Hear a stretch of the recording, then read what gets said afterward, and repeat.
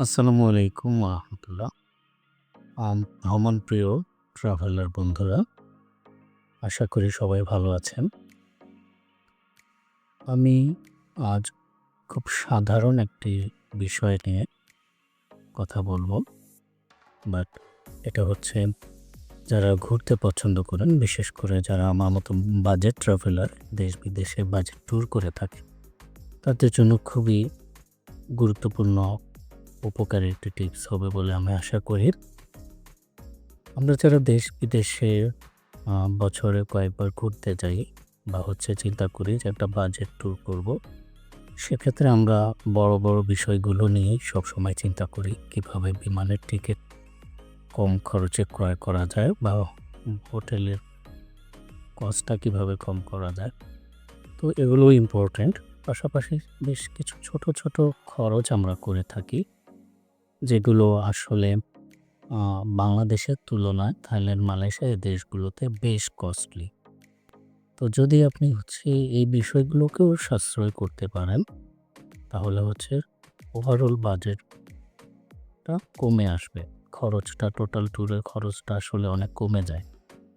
তো এইরকম একটি টিপস আমি আপনাদের সাথে শেয়ার করতে যাচ্ছি।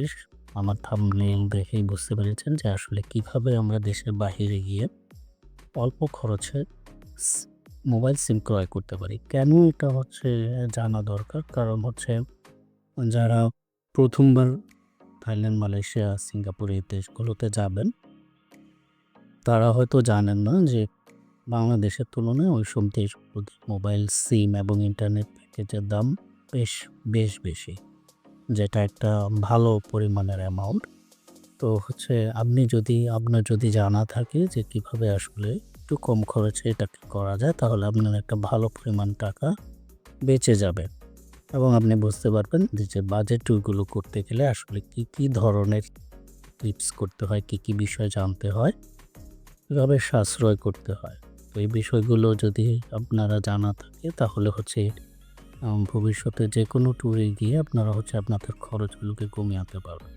আমি ধারাবাহিকভাবে আমার এই চ্যানেলে অনেকগুলো সাধারণ বিষয় নিয়ে আপনাদেরকে জানাবো, যেগুলো আসলে যদি আমরা একটু সচেতন থাকি বা একটু জেনে যাই আগে থেকে, তাহলে আমাদের বড় বড় খরচগুলোর সাথে ছোট খরচগুলো কমে আসবে এবং ওভারঅল প্যাকেজ বা ট্যুরের খরচ অনেকটাই কমে যাবে।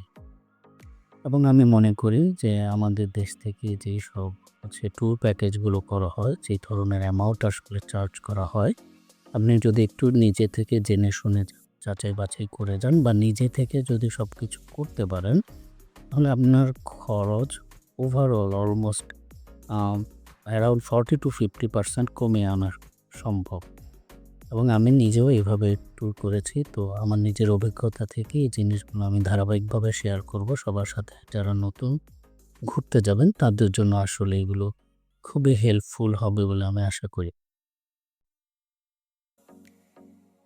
আচ্ছা, তো এয়ারপোর্ট থেকে ইমিগ্রেশন পাস করে লাগেজ কালেক্ট করার পর সিমের দোকানগুলো থাকে।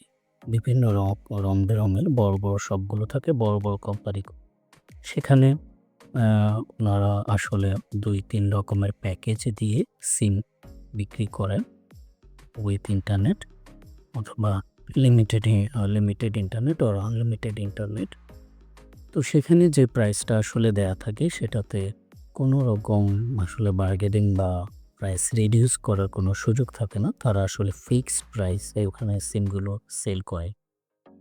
তো কম দামি সিমগুলো কিভাবে সেল করা যায়? আচ্ছা, আমি এয়ারপোর্টের সিমের দামটা আসলে কেমন ছিল? এয়ারপোর্টের সিমের দামটা এবার যেটা দেখলাম, নরমালি আমি ১২ দিনের প্যাকেজের জন্য একটা সিম নিয়েছিলাম, যেটাতে আনলিমিটেড ইন্টারনেট ছিল।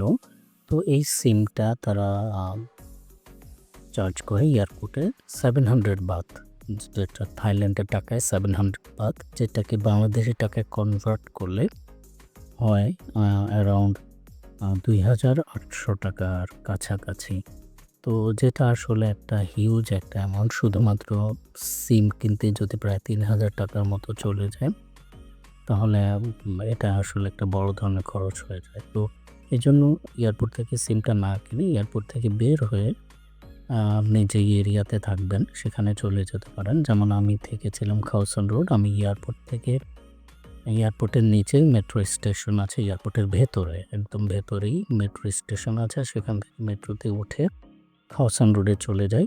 আপনারা যে যেখানে যাবেন সেখানে চলে যেতে পারেন, অথবা বাহিরে যেখানেই যাবেন সেখানেই দেখবেন থাইল্যান্ডের সুপার শপ রয়েছে, চেইন সুপার শপ, যেটার নাম হচ্ছে 7-Eleven।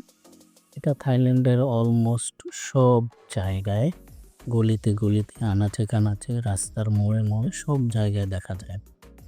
এবং এটা আপনাকে খুঁজতে হবে না, আপনি যেখানে দাঁড়াবেন দাঁড়ায় একটু চারদিকে তাকালে দেখবেন একটা 7-Eleven দেখা যাচ্ছে।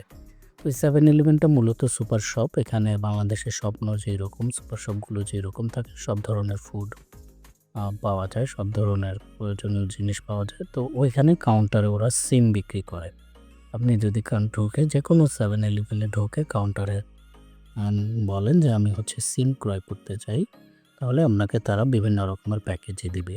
সেখান থেকে বিভিন্ন রকম থাকবে, আবার কোথাও কম থাকবে, বেশি থাকবে, আপনারা একটু দেখে যাচাই করে নেবেন। আমি যে সিমটা কিনি একটা 7-Eleven শপ থেকে, যেটা ছিল 199 বাত, বা যদি 200 বাত ধরি, এটা বাংলাদেশে টাকা কনভার্ট করলে মাত্র 800 টাকা।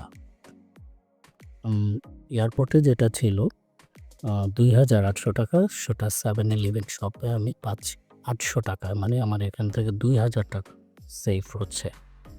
তো আমি এখান থেকে সিমটা নিয়ে নিই এবং এরপরে 12 দিন এটা আমি ব্যবহার করি আনলিমিটেড ইন্টারনেট নিয়ে। কোনো সমস্যা আমার হয়নি এবং আমার এক্ষেত্রে বড় ধরনের একটা সাশ্রয় হয়েছে। তবে এই ক্ষেত্রে একটা বিষয় খুব খেয়াল রাখতে হবে, সেটা হচ্ছে আপনি যদি সিম ছাড়া এয়ারপোর্ট থেকে বের হন, নরমালি থাইল্যান্ড এয়ারপোর্ট, সুবর্ণভূমি এয়ারপোর্ট থেকে আমরা যেসব জায়গায় যাই, পাতায়া, ব্যাংককের সুকুমবিট, খাওসান রোড, বা যেখানেই যান না কেন, সব ট্রান্সপোর্টেশন কিন্তু এয়ারপোর্টের ভেতর থেকেই আছে। একদমই এয়ারপোর্টের বিভিন্ন ফ্লোর থেকে মেট্রো, বাস সব কিছু আছে। তো আপনাদের ওই সময়টাতে তেমন একটা দরকার হয় না। তবে আপনারা যে যেখানে যাবেন স্টেশনের নাম এটা খুব ভালোভাবে জেনে নিন। যেহেতু আপনার কাছে মোবাইল সিম তখনও ক্রয় করা নেই, সো আপনি চাইলেই যে কোনো জায়গায় গুগল লোকেশন দেখতে পারবেন না। আপনাকে স্পেসিফিক স্টেশনে গিয়ে আগে নামতে হবে।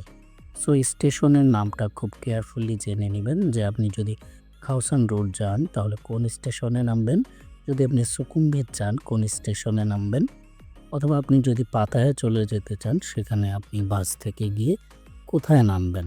এবং এক্ষেত্রে যারা কাউন্টারগুলোতে থাকে টিকিট বিক্রি করে, তারা যথেষ্ট হেল্প করে, আপনাকে বলে দিবে যে আপনাকে কোন স্টেশনে আসলে নামতে হবে। তো এটা যদি আপনি জেনে নেন এবং ওই স্টেশনে গিয়ে নামেন, নেমে তারপর একটা 7-Eleven শপে ঢুকে আপনি যদি সিমটা ক্রয় করেন, তাহলে আপনাদের এই বাড়তি খরচটা এয়ারপোর্টে করতে হবে না এবং এই খরচটা সাশ্রয় হয়ে যাবে। তো বন্ধুরা, আশা করি এই টিপসটা আপনাদের কাজে লাগবে। অন্যান্য দেশেও ভ্রমণ করতে গেলে আপনারা এভাবে করতে পারবেন। আমি মালয়েশিয়া, সিঙ্গাপুরেরটাও বলবো ধারাবাহিকভাবে, এবং আরও বেশ কিছু বিষয় রয়েছে যেগুলো আসলে চাইলে সাশ্রয় করা যায় যদি আমরা আগে থেকে জানি। সেগুলো আমি ধারাবাহিকভাবে আলাদা আলাদা ভিডিওর মাধ্যমে আপনাদেরকে জানাবো। আশা করি আপনারা আমার সাথেই থাকবেন। ধন্যবাদ সবাই। Happy travelling.